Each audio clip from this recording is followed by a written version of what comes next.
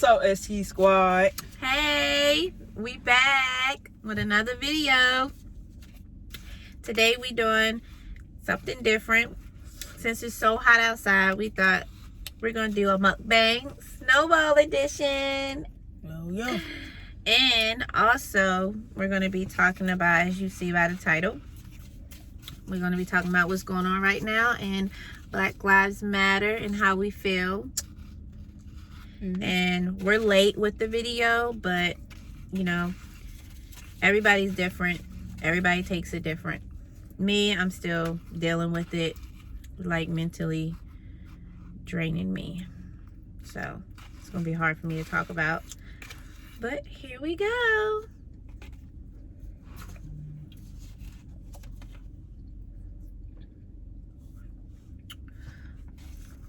So first off, I want to start off like what flavor I got. I got wild thing.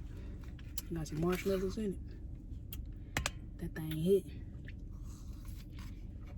I got egg custard. It's orange, and I got some marshmallows. If you're from Maryland, you know what I'm talking about. So, where do you want to start off first, like? You want to start off with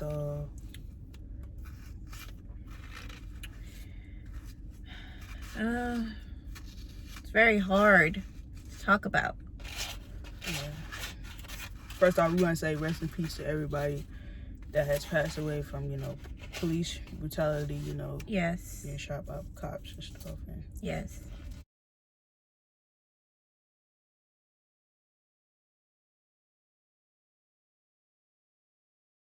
being mistreated by cops. So. Right. It's been going on for so long, way before us, and it's like our generation is, if you see, is not having it. Like, we're like, no, this is not gonna happen. Yeah. And the more videos I see every day, it breaks my heart. It makes me want to just cry all day. And the fact that I have a 6-year-old son that's about to be 7, and I'm already overprotective, but I feel like I'm going to be way overprotective because of what's going on. Because he's going to be a young man and out there.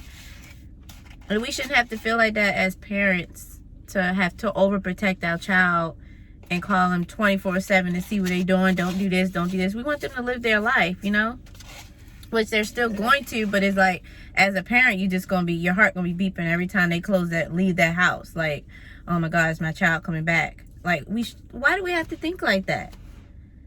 Yeah. It's sad. And what's going on right now is so sad. I mean, I'm all for the protesting though. The time that I wanted to go out there, it was getting out of hand. And I salute the people that are taking their sons and daughters that are young out there like that. It's just me personally. My safety with my son, not to be, mean or anything, is way more important. I can protest in the house. I can post. I can talk about it. That's my way of protesting. But when it comes to all the other stuff that has been going on and damaging communities and stuff like that, I'm not for that. So I just will stay in the house and do my protest that way. But it seemed like now the protesters are actually more peaceful. You can actually go and not have to worry about it. So it actually got better. But in the beginning, it wasn't good. It wasn't worth doing all that. What you think about that, babe?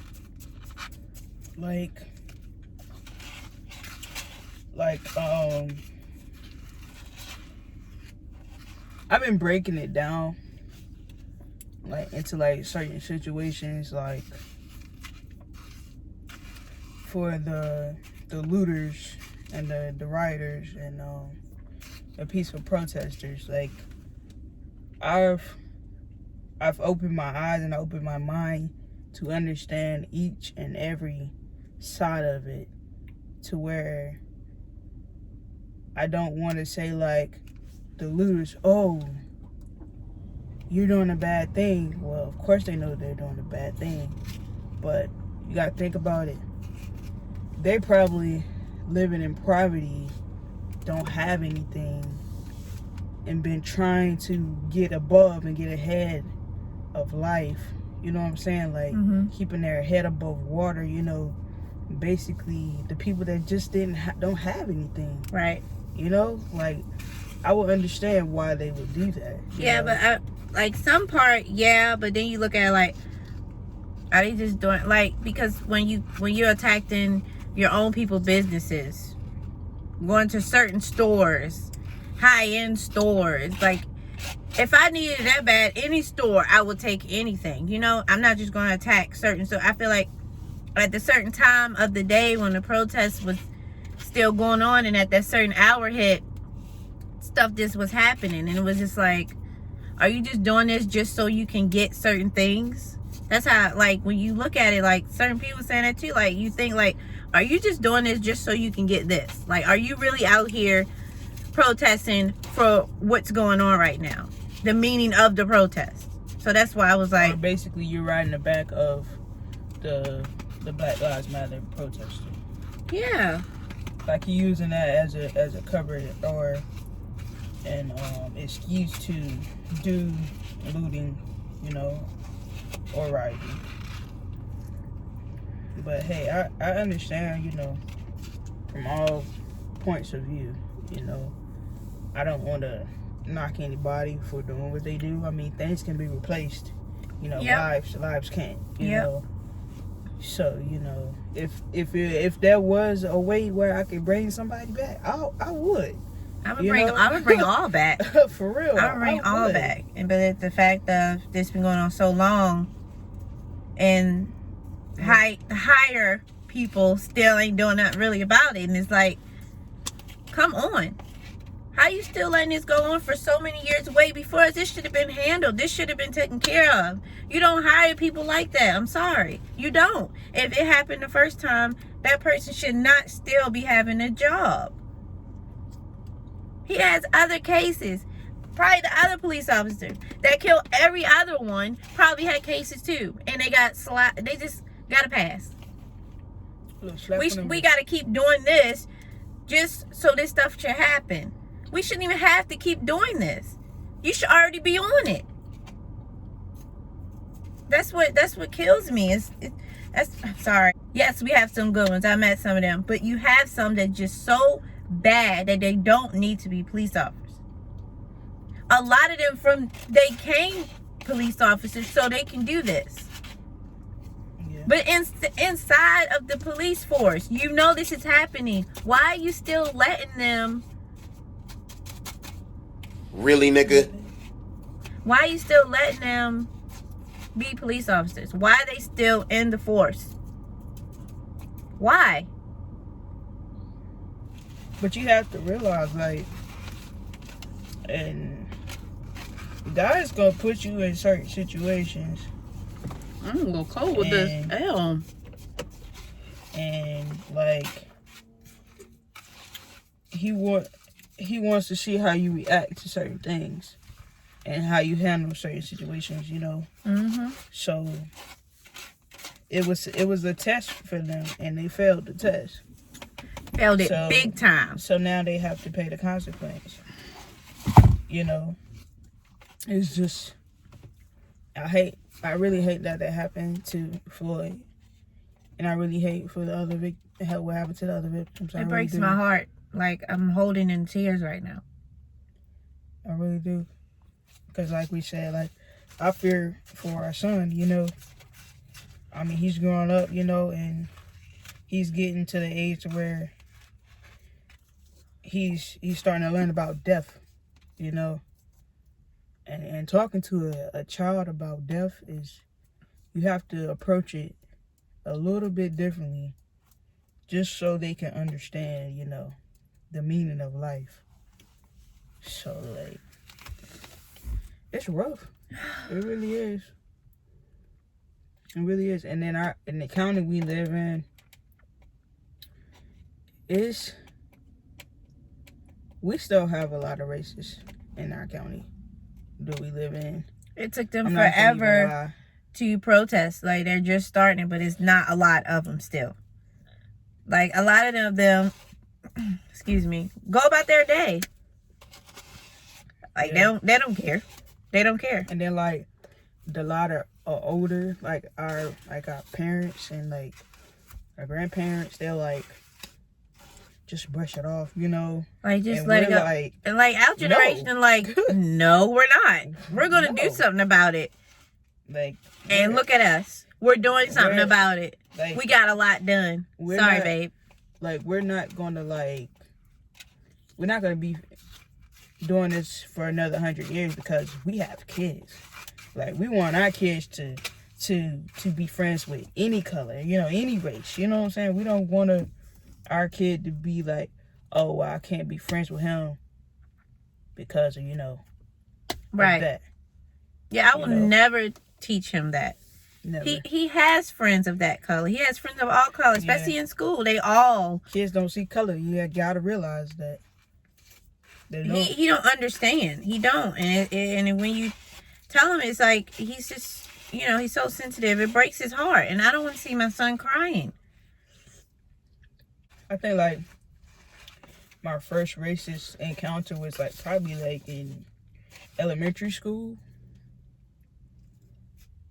where like I had this girl. She was always pulling my hair,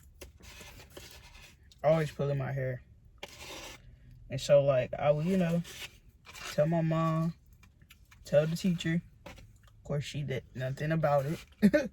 You know what I'm saying? So it's just like, I gotta defend myself at an early age. You know what I'm saying? You like, dang, I gotta start defending myself. Like, you know, when you're a kid, you just want to enjoy life and be a kid. Like, you don't want to ever feel like I have to start defending myself, you know, at a young age. So that's when I started defending myself. Like, for real. It's like, you're not gonna keep pulling my hair, you know, because you're jealous, you know, right, of my hair and how my hair looks. You're not gonna do that. My mom always wondered like why my hair would be messed up when I come back home from school. You know what I'm saying? So it's sad what we gotta go through, but like we're taking a stand and we like, it ain't happening. It's not happening for us. We're not gonna deal with this. Y'all seen the protesters. Y'all seen the videos. We watching the same thing we watching on social media, TV, everything. It's everywhere. And if you're not tuned in, you better get tuned in. Okay? You need to wake up. It ain't gonna stop. For real. Just like how me and Babe, you know, we posted something and a lot of other people, oh, this thing giving me burnt. Sorry, guys. Posted, you know, on all of our social medias, we have friends of the other race. Yep. And we just like bothered by the fact of, we go down. We know that some people haven't posted about it since this is happening. And I'm just like, okay, you supposed to be on our side, but you can't support us and post something about Black Lives Matter? Why? You're not scared to hang around us, right? But you scared to post something? I'm confused. I'm so bothered by that. I had to literally write on my social media about that. And I didn't care who was mad because the way how I feel. We're friends. You have to be on my side. Just like I will be on your side. Yeah. Like, I'm trying to get them to understand. Like, let them hear me. So I posted something so they can hear me. It's okay to post. You can post. Nobody's going to do anything to you. You can post for us. And then I was thinking, because I saw a video of a little girl and she was telling her dad, you know, what was going on.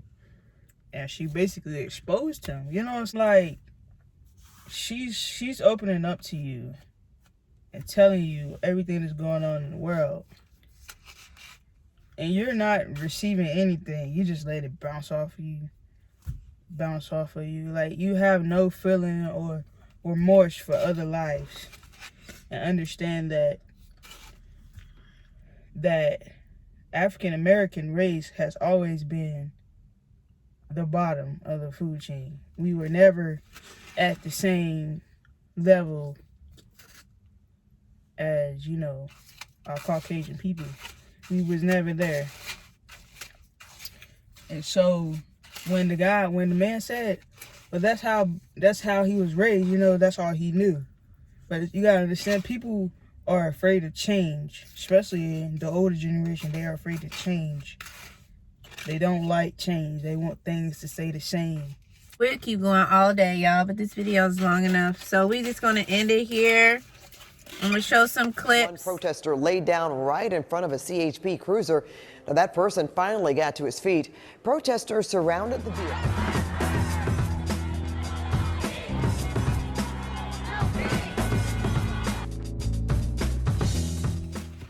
If y'all guys have anything y'all want us more to talk about as far as the Black Lives Matter movement, and if y'all have any questions about like how we feel about other stories, you know, about other situations, y'all don't be afraid to comment down below, you know, or y'all can message us like on Instagram or Facebook. The links will be down below too in the description. Yeah.